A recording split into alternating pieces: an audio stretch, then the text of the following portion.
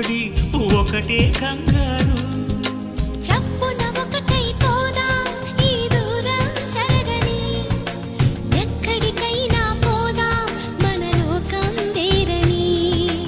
ఎవ్వరికి ఏ మాత్రం కనిపించం పొమ్మని, ఆ క్షణమే మన కోసం ఏకాంతం చూడని.